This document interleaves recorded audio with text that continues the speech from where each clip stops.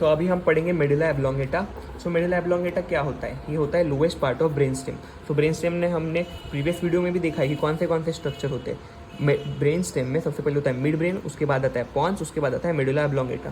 सो ये तीनों स्ट्रक्चर मिला के क्या बनते हैं? ब्रेन स्टेम बनता है। सो मेडुला एब्लोंगेटा क्या होगा? ब्रेन स्टेम का लोएस्ट पार्ट हो गया ना। So medulla oblongata is the lowest part of brain stem. Medulla oblongata के ऊपर कौन रहता है? पॉन्स। पॉन्स के ऊपर कौन है? Mid brain.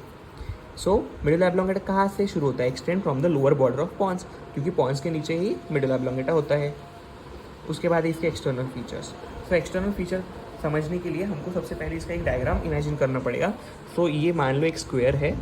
सो यहाँ पे होगा, सो ये जो मेरे फिंगर्स है वहाँ से हम इसका पोस्टीरियर फीचर होगा, और मेरे जो थंब है वहाँ पे होगा इसका एंटीरियर फीचर, जिसके वजह से ये राइट और लेफ्ट हाफ में डिवाइड हो जाएगा। तो ये हुआ उसका राइट हाफ, ये हुआ उसका left half.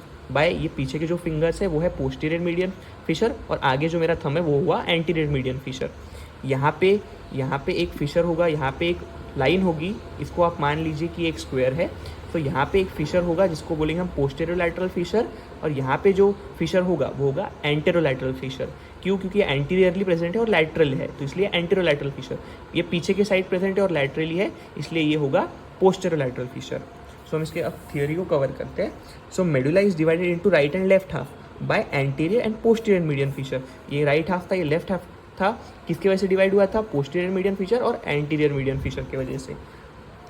Each half is divided into anterior lateral and posterior surface by anterolateral and posterolateral sulcus.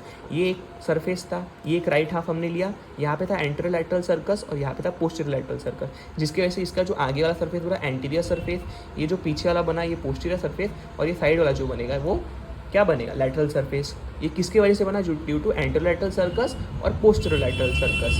ये हो गया उसका एंटीरियर सरफेस, लैटरल सरफेस, और ये हुआ पोस्टीरियर सरफेस। यहाँ पे कौन सा फीचर था? पोस्टीरियर मीडियन फीचर था, और यहाँ पे था एंटीरियर मीडियन फीचर। सबसे पहले हम पढ़ेंगे हम एंटीरियर रीजन, उसके बाद हम पढ़ेंगे लैटरल रीजन, उसके बाद हम पढ़ेंगे पोस्टीरियर रीजन। सबसे पहले था एंटीरियर रीजन, सबसे आगे वाला रीजन। तो आगे वाला रीजन थोड़ा सा एलिवेटेड होता है, जिसको हम बोलते हैं पिरामिड। ये पिरामिड क्यों बनता है? क्योंकि वहाँ पे कॉर्टिकोस्पाइनल और कॉर्टिकोबल्बर फाइबर्स होते हैं। एंटीरियर सरफेस के लोअर पार्ट में कुछ फाइबर्स मिलके एक क्रॉसिंग स्ट्रक्चर बनाते हैं, जिसको हम बोलते हैं पिरामिड ऑफ डिकसेशंस। लैटरल साइड में भी एक ओवल एलिवेशन प्रेजेंट होता है, जिसको हम बोलते हैं ऑलिव। ये ऑलिव क्यों बनता है? क्योंकि वहाँ पे होता है इंफीरियर ऑलिवरी न्यूक्लियस। जो एंटेरोलैटरल सर्कस है वहाँ से हाइपोग्लॉसल नर्व पास होती है। जो क्रेनियल और एसेसरी नर्व है वो पोस्टेरोलैटरल फिशर से पास होती है। ये हो गया एंटीरियर रीजन और लैटरल रीजन। उसके बाद हम पढ़ेंगे पोस्टीरियर रीजन। पोस्टीरियर रीजन किसके बीच में प्रेजेंट है? ये हो गया पोस्टीरियर रीजन। ये किसके बीच में प्रेजेंट है? पोस्टीरियर मीडियन फीचर और पोस्टीरियर लैटरल सर्कस के बीच में। वही यहाँ पे दिया, it is lie between posterior lateral sulcus and posterior median feature. Posterior side पे एक वी शेप डिप्रेशन होता है, जो कि क्या बनाता है? Lower part of fourth ventricle. हमने प्रीवियस वीडियो में भी डिस्कस किया था। जो पॉन्स है ये upper part of fourth ventricle का फ्लोर बनाता है, और ये lower part of fourth ventricle का फ्लोर बनाता है। मतलब पॉन्स और मेडुला ऑब्लोंगेटा दोनों फ्लोर ऑफ फोर्थ वेंट्रिकल बनाता है, लेकिन pons upper part of fourth ventricle बनाता है, और जो मेडुला ऑब्लोंगेटा है वो lower part of fourth ventricle का फ्लोर बनाता है। वो यहाँ पे दिया। पोस्टीरियर रीजन में 3 लॉन्जिट्यूडनल एलिवेशंस भी होते हैं वी शेप डिप्रेशन के नीचे। वो होते हैं फेसिकुलस ग्रेशियालिस के लिए, फेसिकुलस क्यूनेटिस के लिए, और इंफीरियर सेरिब्रल पेडंकल के लिए। सो हम पोस्टीरियर रीजन का एक डायग्राम देख लेते हैं। ये पोस्टीरियर रीजन है जिसमें एक वी शेप डिप्रेशन होता है, जो कि क्या है? Floor of fourth ventricle. उसके नीचे 3 एलिवेशंस होते हैं, फेसिकुलस ग्रेशियालिस, फेसिकुलस क्यूनेटस और इंफीरियर सेरिब्रल पेडंकल।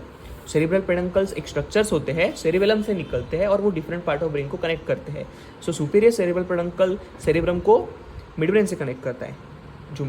जो मिडल सेरिब्रल पेडंकल है वो सेरिब्रम को पॉन्स से कनेक्ट करता है। तो मेडुला ऑब्लोंगेटा में जो सेरिब्रल पेडंकल होते हैं वो कौन से होंगे? Inferior cerebral peduncle. सो यहाँ पे होते हैं इंफीरियर सेरिब्रल पेडंकल। एक डायग्राम दिया है फ्लोर ऑफ फोर्थ वेंट्रिकल का, जिसमें जो पॉन्स है वो upper half of fourth ventricle बनाते हैं, और medulla oblongata lower part of fourth ventricle बनाते हैं। उसके बाद इसका है ब्लड सप्लाई। ब्लड सप्लाई में क्या है? एंटीरियर स्पाइनल आर्टरी और posterior inferior cerebellar artery.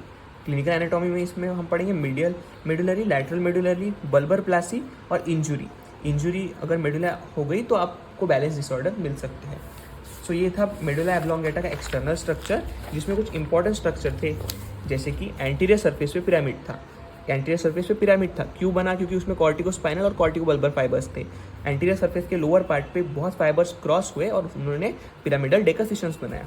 Lateral reason में भी एक ओवल एलिवेशन होता है जिसको हम बोलते हैं ऑलिव। ऑलिव बना क्योंकि वहाँ पे इंफीरियर ऑलिवरी न्यूक्लियस था। हाइपोग्लॉसल नर्व निकलती है एंटेरोलैटरल सर्कस से और क्रेनियल और एक्सेसरी नर्व निकलती है पोस्टीरियर लैटरल फिशर से। पोस्टीरियर सरफेस कहाँ प्रेजेंट होता है? Between posterior lateral sulcus and posterior medial fissure. Posterior surface में वी शेप डिप्रेशन होता है जो कि lower part of fourth ventricle बनाता है और उनमें ये 3 एलिवेशन होते हैं। सो ये था मेडुला ऑब्लोंगेटा का एक्सटर्नल स्ट्रक्चर। ये सारे नोट्स आपको हमारे टेलीग्राम चैनल पे मिल जाएंगे जिसका लिंक मैंने डिस्क्रिप्शन बॉक्स में दे दिया है।